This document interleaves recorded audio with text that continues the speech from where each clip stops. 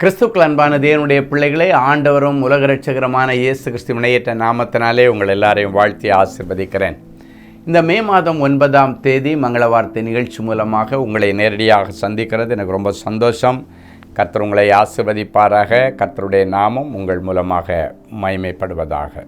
இன்றைக்கி ஆண்டவர் எனக்கு என்ன மங்கள வார்த்தை வச்சிருக்கிறாரு, ஆசியாவோட எதிர்பார்த்துட்ருக்கிறீங்கல்ல, எடுத்து வாசிங்க. 1 நாளாகமம் 29:12.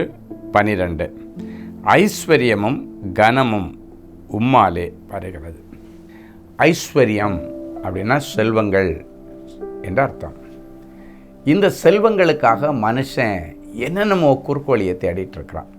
நான் பெரிய ஐஸ்வர்யவானாக மாறணும், திடீர் பணக்காரனாக மாறணும், நான் நல்லா வளரணும் ஓகே தான். நீ ஐஸ்வர்யவானாக மாறணும்னு நீ ஆசைப்படுறது ஓகே தான், அதில் ஒன்றும் தப்பு இல்லை. அதில் ஒன்றும் ஆசைப்படுறதுல ஒன்றும் தப்பு இல்லை. ஏன்னா ஆண்டவர் சொல்லியிருக்காரு, ஒன்று ஐஸ்வர்ய சமணராய் மாற்றும்படிக்கு நான் சிலுவையிலே தரித்திரனாய் மாறினேன் அப்படின்னு சொல்லிட்டு ஐஸ்வர்ய சமணராகி ஆண்டவரே சொல்லியிருக்காரு. அப்போ நம்ம ஐஸ்வர்யவான்களாக இருக்கணும். ஆனால் இதுக்கு குறுக்கு வழியை தேடக்கூடாது. பணம் கொடுத்து வேலை வாங்குறது, இன்ஃப்ளூயன்ஸை யூஸ் பண்ணி அவனை தட்டி போட்டுட்டு அதுக்கு மேலே வர்றது, அவன் பேருக்கு எடுத்துட்டு அதுக்கு மேலே வர்றது, இந்த வேலையெல்லாம் ஒன்றும் ஒரு நாள் தேவனுடைய பிள்ளைகள் செய்யக்கூடாது. நேர் வழியாக போகணும். ஆண்டவருக்கு முன்பாக உண்மையாக உத்தமமாக போனீங்கன்னா ஆண்டவர் ஆசீர்வதிப்பார். ஐஸ்வர்யமும் கனமும் ஆண்டவரிடத்திலிருந்து தான் வரணும். அதை இன்றைக்கி நீங்கள் புரிஞ்சுக்கணும். நிறைய பேர் நான் ஐஸ்வர்யவான் ஆகணும்னு சொல்லிட்டு வியாபாரத்தில் அவசரப்பட்டு குதித்து நஷ்டங்களை சந்தித்து உயிர் தப்பிச்சு பிழைச்சி வந்தால் போதும் அப்படின்னு எல்லா செல்வங்களையும் இழந்து வந்தவங்க நிறைய பேரை பார்த்துருக்குறோம். ஸோ நமக்கு எப்போவுமே ஒரு பொறுமை வேணும். ஐஸ்வர்யவான்களாக மாறணும், அதுக்கு நம்ம முயற்சி எடுக்கணும், ஹார்ட் ஒர்க் பண்ணணும் கண்டிப்பாக. ஆனால் அதுக்காக வேண்டி திடீர் பணக்காரன் ஆகணும்னு சொல்லிட்டு குறுக்கு வழியில் போயிட்டு எங்கேயும் போய் மாட்டிக்காத அளவுக்கு இன்றைக்கி ஜாக்கிரதையாக இருக்கணும்.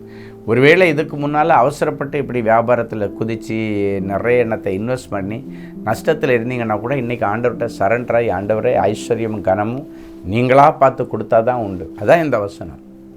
நீயா நினச்சி அதை எடுக்கணும்னா எடுக்க முடியாது. ஆண்டவராக பார்த்து கொடுக்கணும், உன்னுடைய முயற்சியும் இருக்கணும், ரெண்டும் இருக்கணும். உன்னுடைய முயற்சியோடு கூடிய ஆண்டவருடைய ஆதரவு தான் ஒரு மனுஷனை ஐஸ்வர்யவானாக மாற்றும். பைபிளில் பார்த்திங்கன்னா முந்தின நாள் ஆடு மேய்ச்சிட்டு இருந்தவன் அடுத்த நாள் நினச்சே பார்க்கல, ஒரு பெரிய அரசாங்க பதவி அவனுக்கு கிடச்சிது. தாவீது உங்களுக்கு தெரியும். முந்தின நாளில் ஜெயிலில் கிடந்து அடிமையாக இருந்தவன் அவனுக்கு ஜாமீன் எடுக்கக்கூட ஆள் இல்லாமல் இருந்தான் யோசேப்பு. அடுத்த நாள் எகிப்து தேசம் முழுவதற்கும் அதிகாரியாக மாற்றினானான். ஸோ இதெல்லாம் எப்படி நடக்குதுன்னா ஆண்டவரிடத்திலிருந்து வருகிறது. அவன் ரொம்ப பொறுமையாக அவனுடைய நாட்களை அவன் கழித்து கொண்டிருந்தான் யோசேப்பு. அவனுக்கு ஆண்டவர் ஏற்கனவே அவனை பெரிய ஆளாக்குவேன்னு சொல்லி தரிசனம் கொடுத்தது உண்மைதான். அதுக்காக வேண்டி அவசரப்பட்டு எதுலேயும் குதிக்கலை, நிதானமாக பொறுமையாக இருந்தான்.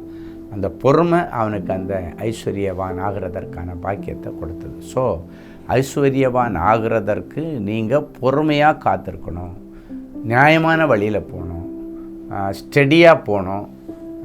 தப்பு எதுலையும் இறங்கி யார் அவங்க சொன்னாங்க இவங்க சொன்னாங்கன்னு இறங்கிடாதீங்க. ஆண்டவர் சொன்னால் மட்டும் சில காரியங்களை இறங்கி நீங்கள் செயல்படுங்க.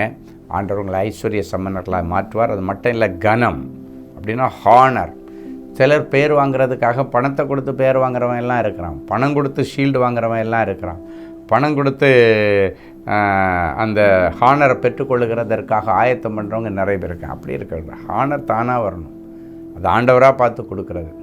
அதுக்கு நீ உண்மையாக உழைக்கணும், உத்தமமாக உழைக்கணும், சாதனையாளராக இருக்கணும். நீ 4 பேரோட 100ஓட 101 ஆளாக இருக்கக்கூடாது. உனக்குன்னு ஒரு யூனிக் அனாயிண்டிங் இருக்கும், ஒரு அழைப்பு இருக்கும், இல்லை தெரிந்து கொள்ளுதல் இருக்கும், இல்லைன்னா ஏதோ ஒரு டேலண்ட் இருக்கும். அதை பிடிச்சிட்டு நீ சக்ஸஸ் பண்ணினா ஆண்டவர் அந்த கனத்தையும் உனக்கு கொடுப்பார். ஜெபிக்கலாமா? அன்பான ஆண்டவரே, மக்கனை ஐஸ்வர்யமும் கனமும் உம்மிடத்திலிருந்து வருகிறது என்று சொன்னேன். இன்றைக்கி ஐஸ்வர்யமே இல்லை, செல்வங்களே இல்லை, வேலையே இல்லை, வருமானமே இல்லை, நான் கஷ்டப்படுறேன்னு சொல்கிற பிள்ளைகளுக்கு இன்றைக்கு இந்த வசனத்தின்படி இது உம்மிடத்திலிருந்து வருகிறது என்று சொல்லி இருக்கிறது. எனவே அந்த பிள்ளைகளுக்காக ஆண்டவர் இன்றைக்கு இந்த ஐஸ்வர்யத்தை கொடுக்கும்படி வருமானத்திற்கு ஒரு வழியை திறந்து தார்.